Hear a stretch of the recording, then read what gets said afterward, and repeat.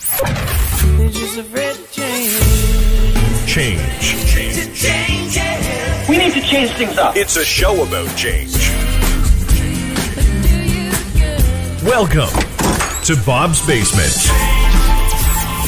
Here's your host, Bob Willett. Welcome to episode 2 of Bob's Basement. I am Bob Willett, the host of Bob's Basement, recorded in my basement, thus the name. I will be completely upfront with you. Last week, I recorded this with Mike Chalut, and I'll tell you a little bit about Mike. So that was the week before the American election. I am recording this as we speak on Wednesday morning after the American election, thinking that this show is about change. It's a podcast about the concept of change, people's ideas of change, their experiences with change, how change has affected their lives. I thought I'd be able to, bookend this episode with Mike about the American election. Well, not so. The absentee ballots and the mail-in ballots have come in slow, so I'm sitting here without any idea. Well, I mean, we all have ideas, but I'm not going to say anything because by the time this gets published on Thursday, November the 5th, there's a good chance that it will be done, and I don't want to make any predictions. It's just I was up late like everybody else last night. So, without further ado, we'll move on to the episode about Mike Chalut. If you don't know who Mike Chalut is, he is a broadcaster. He is a producer. He's been a morning show host, an afternoon show host. He's been an actor. He was on Queer as Folk. He has been a part of my life for quite a few years now. I hired him at 103.9 Proud FM while I was the program director there, and he's a delight, and his infectious positivity is just a wonderful thing to listen to. So without further, here is Mike Chalut.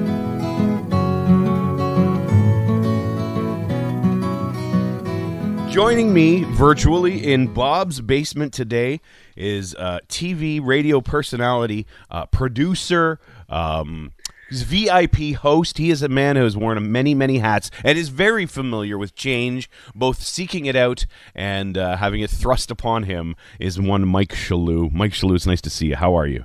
Nice to see you. And yeah, we have no choice but to change, right? That's kind of why I went with that as a theme is, life is change. And again, like I said, some of us seek it out. Some of us have it thrust upon us. No matter what, we're all experts in change, whether we like it or not. We all have an opinion. We've all experienced it. I'm always so jealous of that person who says they've had the same job for 40 years. It doesn't happen anymore, right? It does not happen. There's no opportunity to have that anymore. And I mean, I guess it's a good thing and it's a bad thing, right? There's a lack of loyalty, right? It feels like companies don't have the loyalty they used to have. But then again, and so what happens, I guess that becomes a chicken or the egg thing. Did employees lose the loyalty first, or did the companies, you got to take care of number one at the end of the day. And that's a whole lot of cliches in one sentence, but it's true. You got to take care of yourself. Yeah. And I think the reality of the situation is you're hot when you're hot and you're not when you're not. And it's that reinventing yourself over and over and over again. And, I always have a special place in my heart for you, Bob, because, you have always been the guy that has always pushed for his staff or people that he works with in radio and in talent to change and to always learn more, because you always say, you know what, it could change in a second in our business. Oh, thank you. You know what? That definitely has been an overarching theme in my my growth as a leader or my growth as an announcer. But yourself, let's talk about who Mike Chalut is as a professional. We can even get into the change. You had to change your wedding day. Like you've had some real change put upon you and your family, and we can talk about that in a second. But let's go back. People would know you from Wedding SOS, Kim's Rude Awakenings. These were TV shows. You got at a pretty young age, and you had yourself some notoriety right out of the gate, it seemed. You know, I was very lucky working in the nightclub scene in Toronto at a very young age in my 20s, and I became the VIP host. So I basically was the guy who took care of every celebrity that came to Toronto, every rich person in this city, anyone who had really, really intense needs that had to be fulfilled. My job was to make sure that everybody was taken care of. And along the way, I always knew that I wanted to be in TV and radio. So I thought that by hanging out with these people, it would lead to something else. And sure enough, it did. Yeah. You know, you meet agents, you meet talent, people looking for talent. And so then I got into television. I thought I was going to be a TV star for the rest of my life. Right. I was like, I'm on TV. I'm going to be on TV forever. And, sure enough, that came to a quick halt. And that came crumbling down. But then, fortunately, I was working part-time for you. And then, you gave me an opportunity to have my own show, which was amazing run in Toronto for 5 years. And then, of course, change happened again. And I got an opportunity to work with Rogers Media. And, I was working on breakfast television, hosting out west and doing the same thing with the radio. And then sure enough, it takes one person to make one decision on your life, and boom, I was kicked to the curb. I've had it happen 3 times. So 3 times. And you panic at first. That's just the normal thing to do. And the reality of the situation is it does make you a better person, as cheesy as that sounds, but God damn it, it hurts to be kicked to the curb. It does, and it's hard, not, especially in our industry when it is a personality-driven industry. You are a number on a spreadsheet, and you have to remember that. It's like, okay, I'm a number on a spreadsheet, but somebody decided to put me on that spreadsheet, and they're putting me and my skill set and what I bring to the table, what I do with this microphone, or what I do with the people around me. They put me on that list for a reason, and it's hard to get past that. Let's just back up for a second, though. You kind of fast-forwarded through a couple things there, and I mean, your resume is very impressive. You, again, multi-talented, all kinds of different venues that you've worked in. Let's talk about. I would like to talk about how you initiated that change in your life to come work for me, to work at Proud FM, and it's interesting. Like that's one of the. I think this is a great example of somebody wanting something. You wanted it, and you had no radio experience, and I was very hesitant. And not that I didn't like you as a person, but I was working at a radio station with very limited budgets, a very green team, generally speaking. We were working with people from the LGBT community who didn't have a lot of broadcast experience. So there was a lot of hand-holding, learning a lot of things on the go. And I'll be honest, I was like, I would really like to be able to find somebody who knows what they're doing out of the gate, but you kept coming. And what was it? What motivated you? What made you know that that's what you should be doing? I think the stage that Proud FM was, people think that, it wasn't like a big named radio station, but, it was a radio station that invoked change. Yeah. And it was a radio station that really opened the doors for so many people to have a safe place to listen to fellow LGBTQ members. And, I always thought it was really cool that you, being an ally of the community, really championed all of us on the team that really didn't have any experience, like you said. But I mean, you were a great mentor. And I think one of the best things about change is that you're going to have people come into your life that are going to push you and make sure that you make those tough decisions. Like you could actually, say to me, hey, you're really bad, Chalut.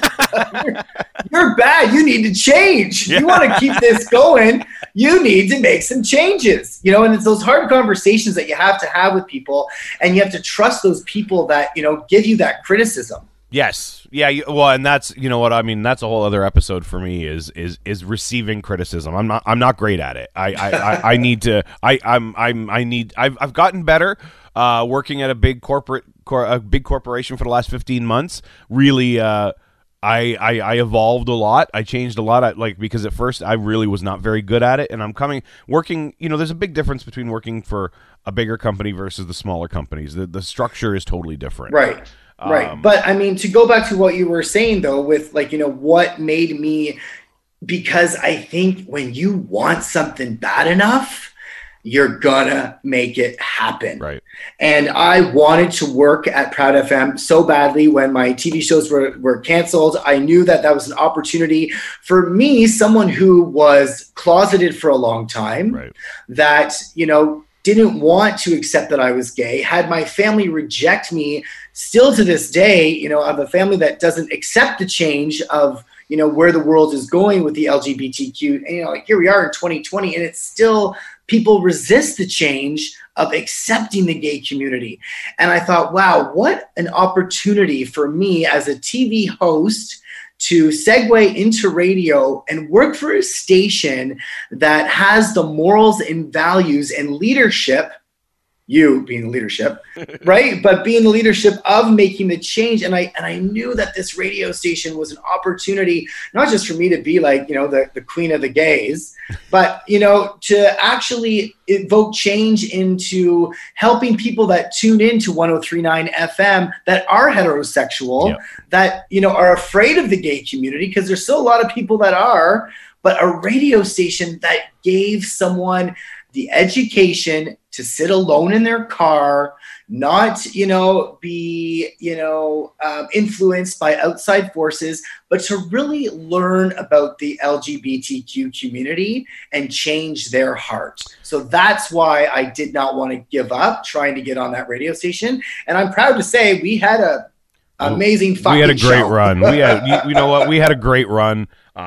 It's pretty amazing when you think about what we did with what we had, which was basically a 250 watt radio station in downtown Toronto with no ratings. It was, and in my mind, true advocacy for the community, getting the word out there about what it is we did.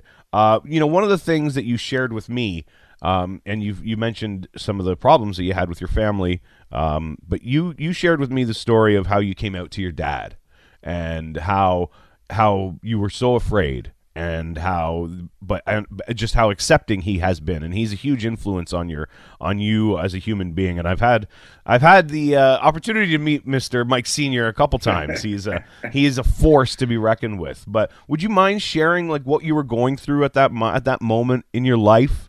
Not to jump around in eras. I came from a very, very heterosexual family, big sports family from Windsor, Ontario, very religious, very focused on what the Bible said. And when I moved to Toronto, I was 17 years old, and, I was singing at Canada's Wonderland. And if my dad didn't know I was gay then, he just has no idea. I believe you were a Ricky Martin impression. First, I started off as Bam Bam. Were you Bam Bam? I was in Bam the Bam suit? from the Flits. Yes. Get out. I did not know that. Yes. And then I was Johnny B. Good. And then I was Ricky Martin. So I wasn't Ricky Martin until I was 20. But my dad never, ever, forced anything on me. And he, came to every show when he drove up to Toronto. And he was always supportive of my TV, radio, acting, whatever this career is that I'm in. And, thank God for that, Bob, because, I got involved into a lot of drugs, and I was really depressed. And I thought, maybe the easy way out was to do a big fat rail of cocaine and hopefully it ended, and it took my dad coming to Toronto and, basically knocking on my door after not talking to me for 6 months. And he walked into my house in Toronto, drove up from Windsor and said, "Tell me so I can tell you that I love you." Wow. And I was like, "What do you mean? Like, tell you what?" And he's like, "I'm going to say it again. Tell me so I can tell you that I love you." And I said, "Dad, I'm sorry, but I'm gay." And he goes, "I don't have a gay son. I have a son that I love." That's just amazing. And from then on in, it's almost like once I finally accepted the change, as we go back to this change movement, and absolutely realizing who I was and accepting who I was, then my life changed as a host. My life changed as a performer. I was able to, go out for those roles. I remember my TV agent, Lisa Burke, said to me, she said, "I'm not going to put you out for straight roles." And I was like, "But I'm straight." And she said, "There's no way you're the young dad that's going to, you're gay. So be gay." Yeah. And there's going to be room for a gay host out there. Sure. And I see how the world has changed. I remember I was so afraid to be gay because I never thought I would get a job. And it's funny, all of my jobs that I've gotten because I accepted change, I accepted who I was, then I got all the roles that I've wanted to as a gay leading role. Yeah. And so I take a lot of pride in that. You should absolutely. And you're not getting them just because you're gay. You're getting no. You're getting them because you're talented. And you know what? And as a broadcaster specifically, here's what so we work together in, having a gay radio station in Toronto doesn't seem all that outside the realm of possibility. It makes sense. It's a very diverse city. Of the Village, you can pretty much go anywhere in Toronto.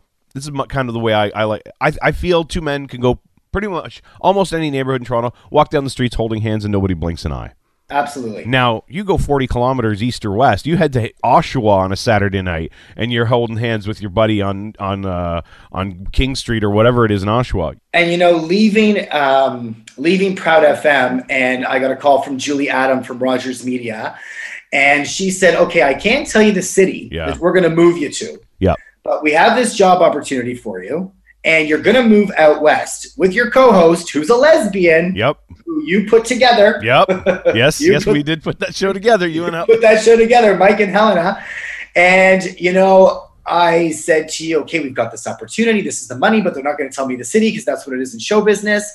And sure enough, they moved us to Edmonton. And let's face it, of all the out west cities, that's probably the worst one you expect. Yeah, I was like, I'm sorry, you're putting a gay man and a lesbian on a morning show in Edmonton. I can still remember going, wow. First of all, bravo to Julie Adam for putting it together, because it just doesn't. Now, you lived there. You were there you were there as the morning show host. You got moved to the afternoon drive. That's a whole other story. But how were you received at first? When we first got there, it was so funny. I'll never forget the first public festival that we had to host. And I was setting up, and this big, huge man with big glasses on, he was by it was called 91.7 The Bounce was the station at the time. This is about 6 years ago. We had just gotten there. And we were setting up. We had been on the air for about 2 months. We had a lot of coaching. Rogers was really, really behind us. It was really great. And, the numbers in 2 months started to climb, and we were like, oh my gosh. You want. Good. Yeah. It's like, oh, wow. We're everyone's like saying, oh, these, and we went into an outdoor festival, and we were setting up, and this big guy comes up to me, he goes, hey, he's like, you work for the station? Redneck Albertans, God bless him. And I said, I do work for the station. He's like, yeah, well, there's this gay guy on the radio. And I said, what do you think of him? And he said, well, my wife likes him and my kids like him, but I'm not gay. And I said, I never said you were gay. I just want to know if you like. He's like, well, I'm not gay, but I like him. Okay. That's winning somebody over. That's changing. That's changing people's perspective. And that's, Bob, I was like, that's it. That was, for me, I was like, we need to be here. Right. We need to be here to help people change their minds, these redneck Albertans, to really give them just a better sense of people are people. Yeah. We were on the air we did everything from breakfast television, dinner television. Yeah. They had us, everywhere. We became the gays of the city. As showbiz, how it was a very unsettling kick to the curb. We didn't see it coming. Our ratings were super high, but someone didn't like us in the world of Rogers Media, and we were fired. So let's talk. Obviously, look.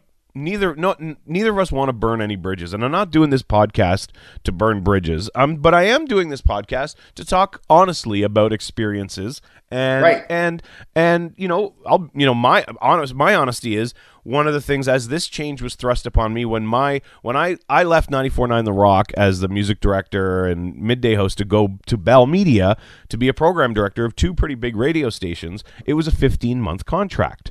And I knew it was a contract, and I knew at the end of the contract, there's a good chance that they might not have something for me. But I was also told there's a good chance they will have something for me. And then I come out of it in the middle of a global pandemic. And business is down across the board. So here I am. So I'm like, well, change has been thrust upon me. What am I going to do? One of the things I realized is I love doing this.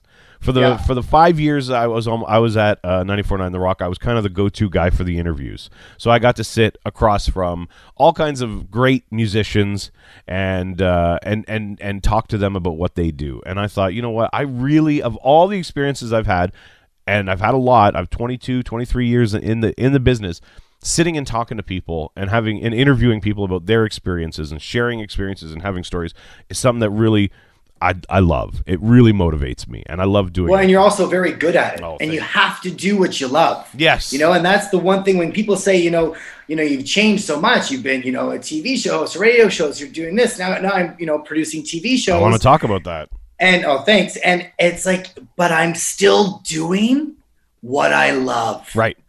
And as cheesy as this sounds, I love making people smile. Yes. And if that's what I get to do every day, whether it's a radio outlet, a TV outlet, a producing outlet, on set, behind the scenes, I love showbiz. This abusive relationship with my career is the best. So let me ask you then, because I know, because you've shared, there were some tough times out there. There were some times when, you got booted around a little bit within the company. You went from mornings to afternoons, and that was unexpected, and almost as unexpected as losing your job, or different feedback from different people. How does Mike Chalut deal with the negativity? Because you're known for being such a positive guy. I think this one really, really was different because for such a long time, I've been running after job, audition after this, and, get this show, that show, Hustle. And, I think the funny thing with this time that happened when we were out West was, after I was kicked to the curb from Rogers Media, I fell in love. Right. With a human being. I fell in love with a guy, yeah. And it was the first time I've actually was like, wait a second. Again, it goes back to the change. It's like, okay, for the first time in my life, I'm getting a nice settlement from Rogers Media. So you can relax a little. I can relax a little, thank God that happened. Because, was I bitter? Oh, I was a bitter monster. I was a monster. I wanted to blow up the radio station, right? I was like, how did you do the gay bashing? I was going to play that card, but of course I didn't. And I channeled my energy somewhere else and I fell in love. And, sure enough, now I'm engaged to be married. Congratulations. And, when the pandemic hit, I'm still producing some TV shows out West. And so I'm back and forth, even though there's a pandemic, but I am very cautious. Of course. But that being said, I fell in love. I fell in love with my best friend, and His name's Tyler, and we're engaged to be married. And like you said, yes, we were going to get married this summer. You had to change. You had to move dates. How how frustrating was that? Oh my gosh, Twilight Zone. And, I'm going to say this, everything does happen for a reason. And, now we're back in Toronto. Tyler is, for the first time living in Edmonton. Now he's changing a lot because he's from Edmonton originally. Yes. Well, that's a whole, there's a whole episode right there, growing up as a young gay man in Edmonton. Yeah, he has no problem being locked up in Forest Hill. No, yes, poor him. So you fell in love. Okay, but I don't know if you're avoiding my question. What did you do before you fell in love? Those 6 years you guys were on the air, there were days that sucked. There were. I went from the couch to the floor. Yeah, you get a little to depressed? The fridge. You get depressed? Oh my gosh. So depressed. And, and not only just the rejection, and it's like something about show business. It's like when you are hot, everybody wants you. But as soon as you've been kicked to the curb, all those people in showbiz that were your best friends, you honestly think that your email is broken.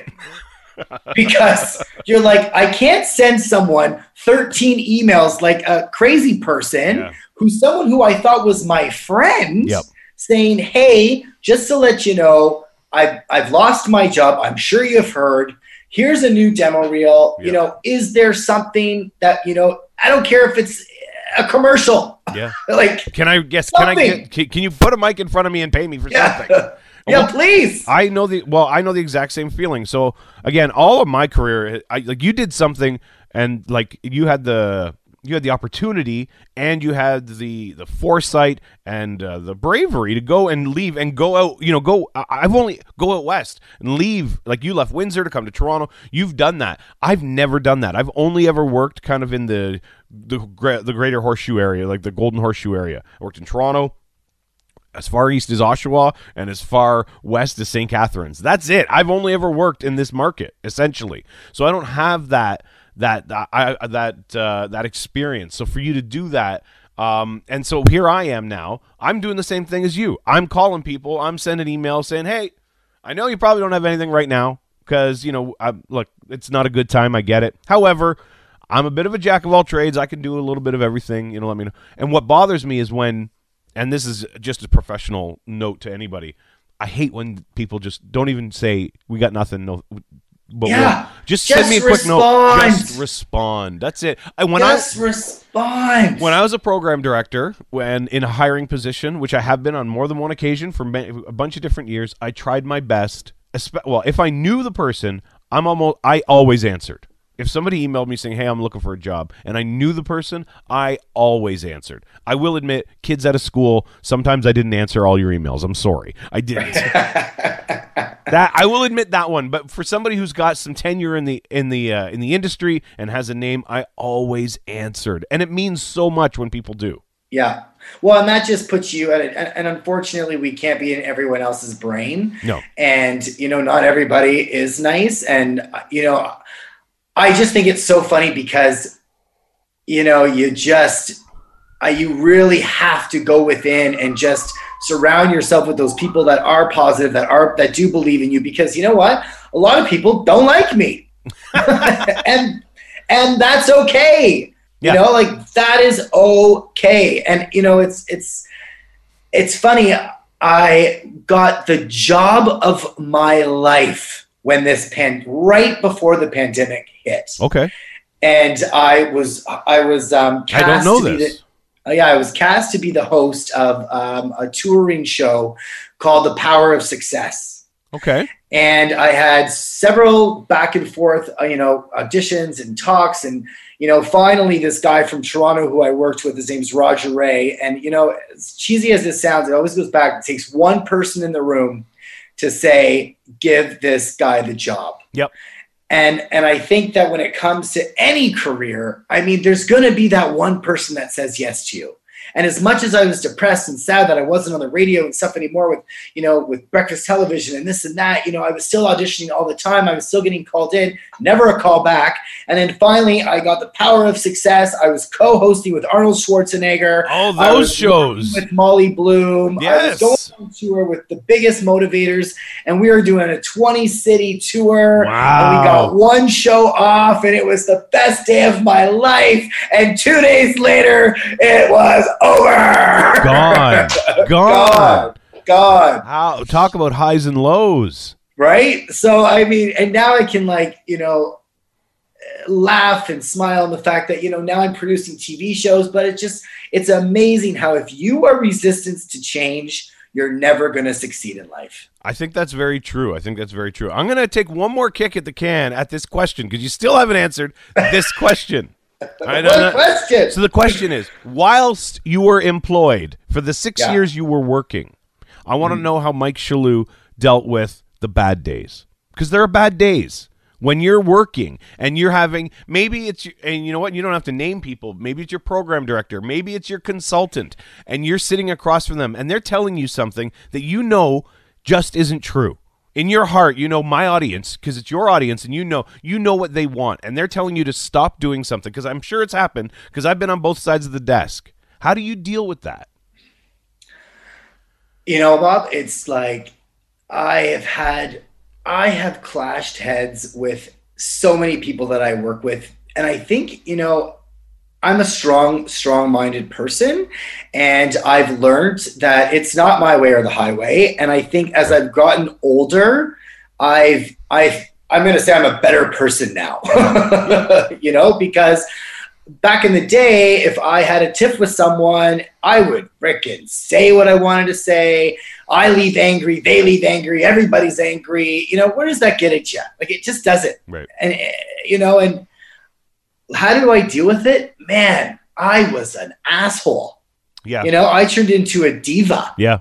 Okay. I was not nice to be around. And I think that all the times that I've been kicked to the curb, hopefully it's not too late and there's still, a show in me somewhere. Yeah. But I know how not to act. Well, I'll say this about you, Mr. Chalut. Now, and you were young into your broadcast career on the radio side. You were always very, very receptive to direction and receptive to ideas and hearing the stuff that maybe wasn't the easiest to hear. Be like, here's something that we all have crutches, as broadcasters or whatever, but you were always very good at it. However, I know as you get and I know this personally, as you get better as an announcer, you start to believe in what you're doing, which is right, you need that confidence. Let's face it, everyone in radio needs an ego, because if you don't, here's the ego. You need to believe right now. I need to believe that there are thousands of people who want to hear us talking. That's how important we think we are. I have to believe that there are thousands of people who want to download this podcast and listen to us talk. That's ego. And it's a healthy ego. It's a healthy level. But sometimes that ego can get in the way when somebody says, you know what, Mike, you and Helena are doing this, and it's not, in our estimation, it's not working. But I know as you become a veteran, you're like, wait a minute, I know it's working. And it's hard to sit across the desk going, you don't know what it's like in that room. You know what I mean? Like, so that's why I ask. As I'm moving along in this podcast and putting episodes together and talking to people who've done, I want to talk about change. I want to talk about how they've evolved, and it sounds like you've evolved. You're very self-aware, which is really nice. Thank you. I think, though, but being self-aware and also standing your ground for what you believe in, you can never change. Right. And when I was on the air in Alberta, because it's a very conservative town, Jason Kenney attacked the Gay Straight Alliance. Right. And my program director came in and was like, how dare you defy what the premier is saying about the Gay Straight Alliance? And I said, excuse me? Oh, yeah. I said, I will never stand down for the Gay Straight Alliance. I will always stand up. Because they were trying to get them out of schools, right? Like, yeah. And the Gay Straight Alliance, just so people who don't know, basically it's the drama club. Right? Like, it's kids going to be kids, and they're allowed to be gay. There's no sex. And everyone was so uneducated about the Gay Straight Alliance in Alberta. They were like, what is this new thing? You're poisoning the schools. You're putting gay people in rooms together. It's been happening for a long time. It's called choir. Yeah, right? Right, yeah. And so, and my program director, and I do believe that because of I did not handle it well because I was in shock. And I told the program director exactly how I felt about them. And I told them how I felt, that how dare you tell me, for someone who has a microphone, not to stand up for gay youth against the premier. I don't care about the premier. No. This is about the youth, and so that kind of stuff I will always stand up for, no matter what. And did the higher ups not like how I handled it? Absolutely. Did I lose my job because I was so vicious on my response? I think it had something to do with it. Okay. Now, see, that is a piece that I did not know. That's a tough one. I mean, you get into politics, and in a conservative province like that, but they put a show on with two gay people on for a reason. Like, what did they expect? What did they expect? Right? Wow, that's crazy. I had no idea. Some people aren't welcome to change. No, right? That is true. You know what? I will say this: as a broadcaster, I have a hard time sometimes wading into political waters. Right? Mm-hmm. I am. Look, I grew up in Jack Layton's riding. I am a lefty, super commie, call me whatever, socialist, I am all that. So I can still remember even just going out I'm really shitting on Oshawa today, but working out at 94.9 The Rock in Oshawa. It's a pretty conservative area. And I would go on talks about just general things, and I'd get annihilated. People would be emailing me about basically what a communist I am because of my left-leaning ways, and I was like, well, I'm not gonna change that. I'm sorry, that's just who I am. I grew up believing in the social network that we have, or the social safety net that we have, and we need all these things. And of course, socially, on left, gay rights and Black Lives Matter, everything. Like, just, my gosh, of course, these are all things that I believe in. I will do what I can to advocate for those things. But my concern is always, especially in the last few years, it's been at a couple radio stations where you don't expect that, right? And I wonder if that was part of it. Like, I worked at 2 radio stations that are adult contemporary radio stations, kind of dentist office radio stations, K-Light and Easy Rock, or, like CHFI here in Toronto, and sometimes you don't, and I just wonder if this was part of it. Like, was your program director, was it more about, like, that's not what this radio station is about, is having those conversations? Like, we're here just to have fun? Was that, or was it really just about, in your estimation, do you feel that they were actually not comfortable with your view? They were not comfortable with my view. Wow. Okay. They were not comfortable with my view because they thought, and to say that a gay activist, which I am and proud to be, that I don't understand when we fought for Gay Straight Alliance, 15 years ago in Ontario. Yeah. We were a part of that on Proud FM. Yes. We spoke about it. We raised the issue. We brought it to the forefront. And I don't want anyone to do a history lesson on my career, but if I'm going to speak about Gay Straight Alliance as a gay activist, don't you budge. And don't dare question me. Don't try to muzzle me. Yeah. Wow. Especially when something like that saves lives. It absolutely. So let's talk a little bit about this isn't activism, but your new TV show. I just saw you post about this on your Facebook. It's called Uniquely Me TV. Yeah. And it started off, so basically what happened is part of my side hustle is I throw galas and extravagant parties, and I love the red carpets, and I love raising money for organizations. And so with the pandemic, we had to get creative with a lot of the people that hired us to do galas. And I said, well, why don't we just create a TV show? I think that all organizations, whether it's Alzheimer's, whether it's cancer, whether it's Parkinson's, and these are all organizations that I work with, I said to each organization, let's create your own TV show that celebrates the work of the foundations. Because foundations never, ever, people say, oh, well, I gave, $100 to cancer. Where does that money go? Right. The Cancer Foundation has so much money. Where does it go? Well, so this was an opportunity that I saw. And because I work with TV, video people and marketing and everything else, I thought this is a great time for a foundation to be celebrated by the work they do and to show people where their money goes. Right. So our first organization that we tried this with was with the Down Syndrome Society. And so we worked together with the Down Syndrome Society. And I said, I don't want to talk about what Down syndrome is. I don't want a sad story of, oh my gosh, my child was born with Down syndrome. What do I do? I wanted to change that whole way and to celebrate those kids with Down syndrome. Show how they thrive in the world. Show how they are a part of the community. And so they have Down syndrome, whatever. But when you donate $2 or $3, you're going to help their fitness program, or you're going to help their speech program.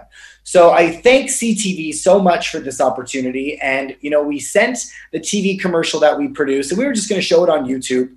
And we sent in a TV commercial. Luckily, I know a lot of people in the industry, and sometimes people message me back. 14 emails later. Yeah, exactly. Yeah, you pay attention to me, you. And so we presented this concept of Uniquely Me TV, showcasing the success and the strengths of people with Down syndrome across the country. And CTV picked it up. And I'm proud to say that we shot in 5 days. We did 5 days of shooting with the families and the kids, of parents and teachers, of everyone that has been touched by Down syndrome.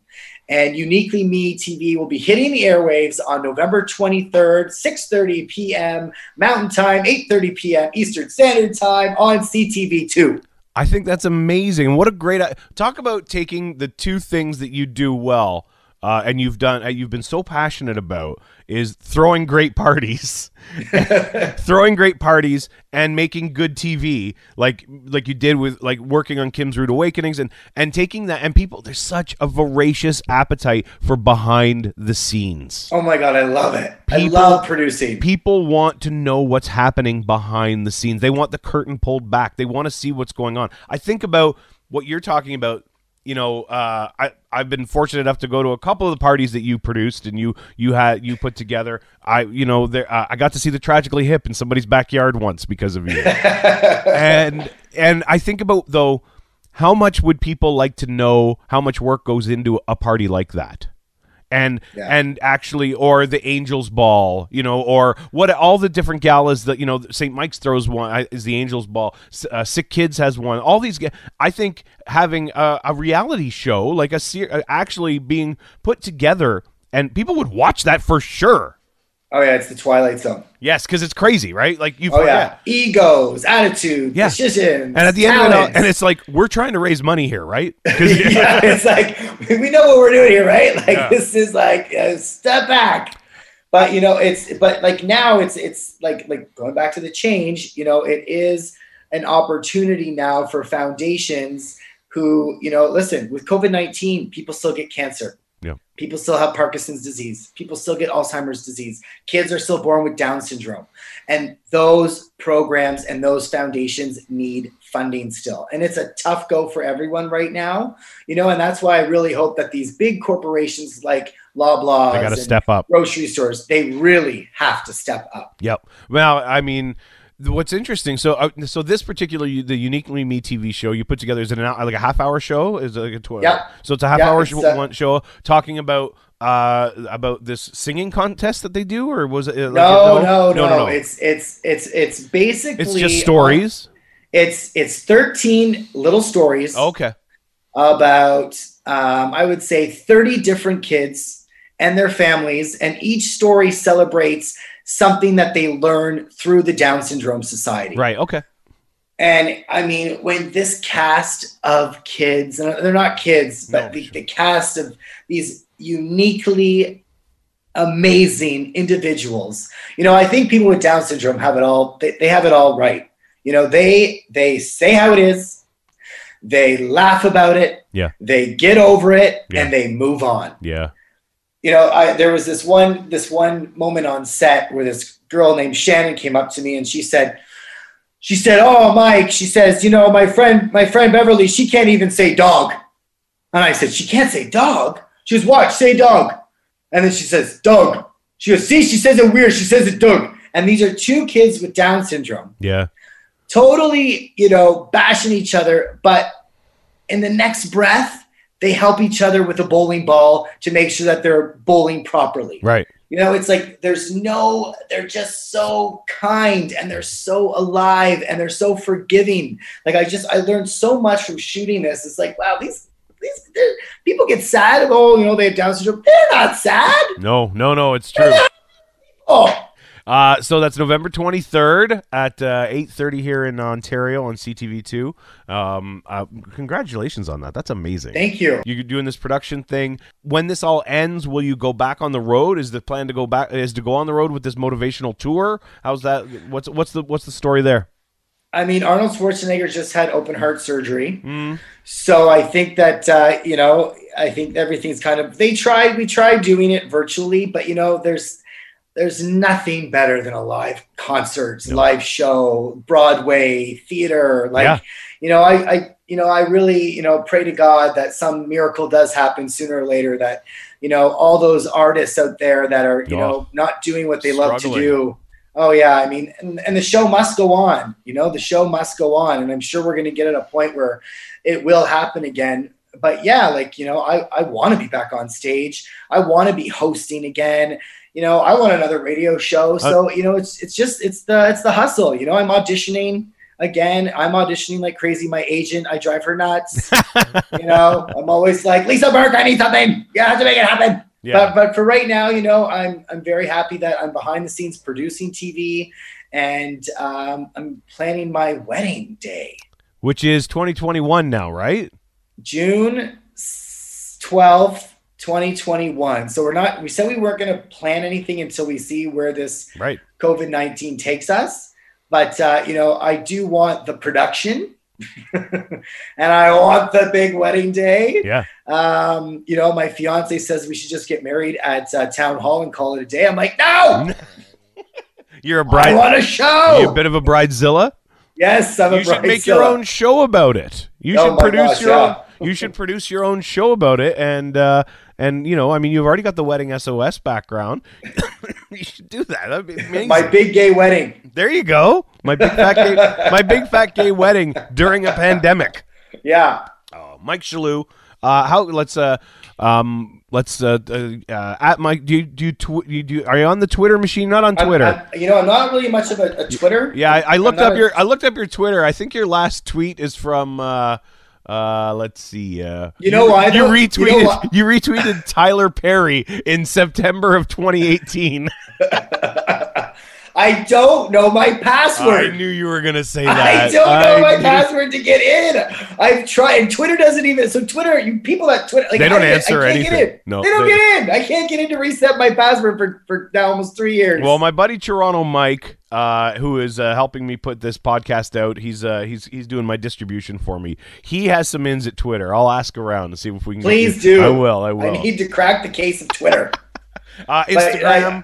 Instagram, yes, at Mike Chalut. At Mike Chalut, and then Facebook. CHALUT. And watch Uniquely Me TV, November 23rd. Of course we will. Mike, all the best. Please do this with me again sometime. Bob, you're the best. Change is good. Change. A change will do you good.